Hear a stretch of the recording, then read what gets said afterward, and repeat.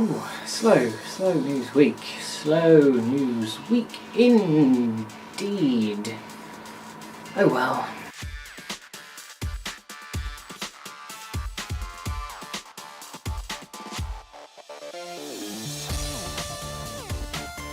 Welcome back to the news show, and goodness me, there has been so little going on this week. It's a little bit dire, to be perfectly honest, but we shall persist, we shall get on with the news, and we will start with a sort of continuation of I think it was the last story last week, the discontinuation of the NES Mini. As I announced last week, it had been discontinued in America. Now it has been confirmed that it is also being discontinued in Europe and other regions. Nintendo stated that they have finished distribution of the NES Classic and have no plans currently to do it in the future. However, for a little glimmer of hope for those who don't want to be buying one for about 400 quid off eBay, Nintendo did say in this statement that if production resumes, it will be announced on the official Nintendo site. So, you know, it might happen in the future. They might bring it back at some point, but let's be honest, it's Nintendo, so probably not. In the same vein as this bit of news, we might actually have a sort of reason why it got cancelled. And it may actually be the case that Nintendo really did sort of intend it to be a little sort of Christmas release and not many people would buy it, which again still strikes me as a stupid thing. But given this idea, it sort of justifies why they've cancelled it, because they have announced scheduled for release Christmas this year is a mini SNES, the next console in line. So again, this might be a perfect explanation as to why it got cancelled and discontinued, because they were preparing for the next one, and it also kind of explains why they're not sort of continuing the production even though people are asking. It's because they want to get this next one out for Christmas. Again, if it were me in charge of Nintendo, wouldn't that be nice? I would still continue the mini NES production for at least another year, make plenty more of them, because the demand is still there, but the supply really is not, and people on eBay are just making a killing by exploiting this, and that's not really fair. You can get an original NES now much cheaper than you can get the classic NES, or you could get a Raspberry Pi that's been modified or modify it yourself for fairly cheap, to be honest, cheaper than the unit. So yeah, a lot of complicated things, but yeah, if it were me, I would continue production of the NES Mini and maybe put off the production of the mini SNES until next year. Just my 2 cents on the matter. That's what I'd do. You probably disagree, but whatever. We all live in a world where opinions can be different. Who'd have thought that?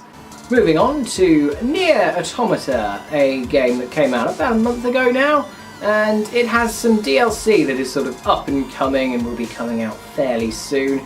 It adds a Colosseum mode, which is sort of like a big fighty thing where you can go, it's a Colosseum, so you know what a Colosseum is. It's that kind of thing. It also adds various challenges and a few costumes and loads of other things like hair dyes and all loads of different things. The main takeaway though is a boss fight in one of the Colosseums where you can fight, and I'm going to spoil this for you, so if you don't want to be spoiled for this, even though you probably have been already, then mute it and go down to the description, go to the next timestamp, so you know, you've been warned. You can fight the CEO of Square Enix, because of course you can.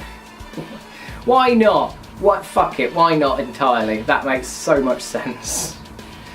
Yeah, the CEO of Square Enix in a fight, he is level 85, or his level might match yours, because in the gameplay that got published, the player was also level 85, so it may match yours, it may just be fixed at 85.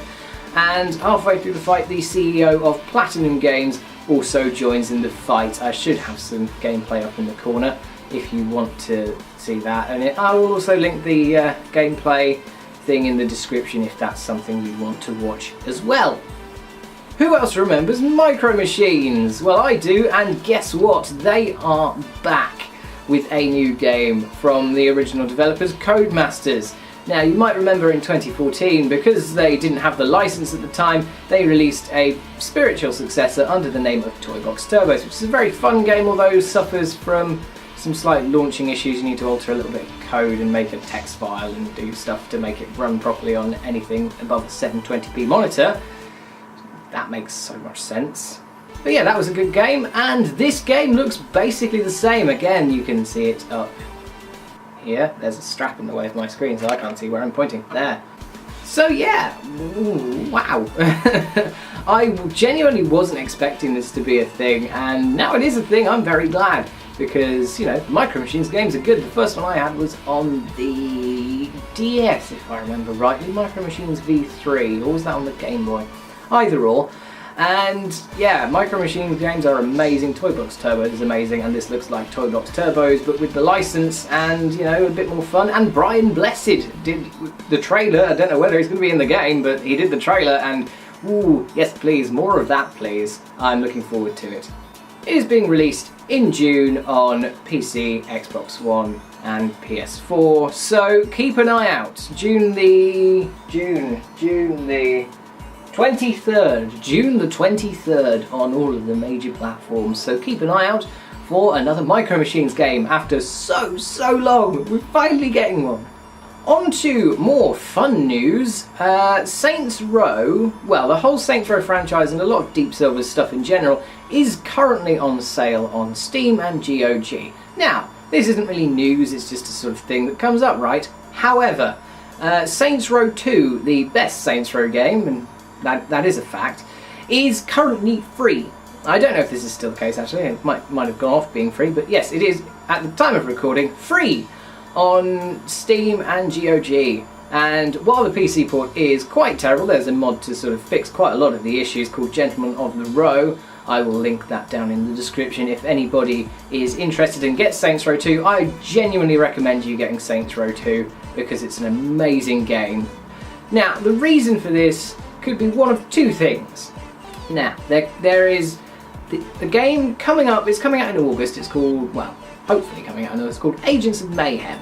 This is a game set in the Saints Row universe, and you're in South Korea and you're sort of agents and sort of shooting. It's a bit like Overwatch crossed with Saints Row, that kind of thing. And it looks very interesting. I've seen the trailer a few times, and yeah, I'll either give it a go or wait for reviews depending on how I am for any sort of thing at the time. But you know, there's that, so that's being released, which may be the reason. Or the other reason could be that Deep Silver are going to announce a Saints Row 5 or 6, depending if you count Get Out of Hell. Are they going to do that? I don't know. I don't really know how they'd make that work because of Saints Row 4 and the way it did things. So, ooh, we shall see, basically. They might announce Saints Row 5, they might not. But as it stands, Saints Row 2 is free, and Agents of Mayhem is definitely coming out, which is set in the Saints Row universe. So that seems to be the concrete connection so far. Also, a quick little thing, just on the thing of free games, StarCraft, I announced a few weeks ago, is free now because of the remaster. The DLC Brood War is also available for free.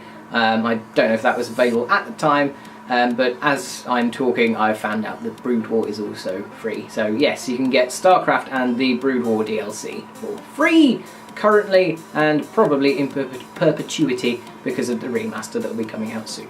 And finally, the title of this video. EA don't know how to name things because Star Wars Battlefront 2 is coming out. Look, right. I'm gonna say I'm actually genuinely quite excited for this game because it looks quite good, apart from one thing, which I'll get onto. But EA, what are you doing with your game naming? You have Star Wars Battlefront. You have Star Wars Battlefront 2. And you've got another Star Wars Battlefront for some reason. That's bad enough, the remake of the same name. And now you've got another Battlefront 2. This is the fourth, well, if you count the PSP games, this is the 6th game in this franchise, and it's called Star Wars Battlefront 2. Please change that, EA. Please give it a subtitle. Please change it to Star Wars Battlefront 4. Please change it to anything other than Star Wars Battlefront 2. My biggest reason for that being Star Wars Battlefront 2, while an old game that's not aged as well as it could have done, is amazing. And if this game turns out to be shit, that's going to sully the reputation of that name, which will then make the original Battlefront 2 seem worse by association. Please, just change it. There was, however, a trailer that came out showing that this one does have a single player campaign, which is very good. In this case, very interestingly, I don't know if they're going to do one from the Rebel side, but the campaign that was shown off seems to be taking place from the Empire side as a sort of lead trooper. It's one of the black stormtroopers. I'm sure there's a specific name that someone will know that I don't. But yes, this is the campaign is taking place alongside the end of Star Wars Episode 6. So we see in the trailer, while the protagonist and her company are on a ground sort of away mission, tackling, I think they'll be on Ewok. Not Ewok. The name of the planet that the Ewoks live on, I'm sure. Fucking hell, I can't remember. I've not paid attention to Star Wars in quite a while. The planet that the Ewoks on, I think they're on, and they witness the destruction of the second Death Star from the planet, and this is it seems to be her campaign is about getting revenge on the rebels, which, because she's on that side, to her, the rebels are the bad people. They're doing awful things, even though they're kind of not, but they are and they're not. So yeah, that's a really interesting direction to go with the campaign. I really want to see where they go with that, so I am genuinely excited. And there is, of course, the multiplayer, and you can have battles from across all of the different time periods in the Star Wars universe, including now the Force Awakens stuff, so you can play as Kylo Ren or Rey, and yeah, you got brief glimpses of those. The trailer was actually very good at sort of segueing between the two. You really didn't notice until it happened, and you were like, oh, okay, we're onto multiplayer stuff now. So well done to EA for making that in the trailer. Another positive point about the trailer is that it is all sort of in-engine. It's in the Frostbite engine, which is a beautiful engine. I mean, the last Star Wars Battlefront, while not being very good, was fucking gorgeous to look at, and they got the sound engineering right as well. So hopefully they'll continue with that, but they'll just polish the bits that needed fixing. Space battles are also returning with, well, everybody wanted this, let's be honest. If anybody has even had any sort of contact with Star Wars, you know that the space battles are amazing and you want to do those things. Like, even as when you were a kid and you'd watch Star Wars and you had the toys and you're like, oh, I'm doing the space battles, and they didn't have that in Star Wars Battlefront, the last one, because of course they didn't. That didn't make any sense and people hated that. So they've put those in, which is a good thing. However, my annoyance again lies with the server sizes, and look, I wouldn't normally be annoyed with a server size of 40. That's quite good, 20 people on a side. However, they're going to probably have quite open maps again. And Star Wars Battlefront 2, I'm going to keep referring to this game, had fucking huge server size. It still does because it's still running. You can still go and play it online because of various things. It has huge servers. You can get up to about, I think it's 140 people playing a game at once, and that makes it feel like a full-on battle. That's amazing. And I know they can add bots in and make it like, but come on, I really just want huge servers, because we know that you can do this. Just make huge servers again, please.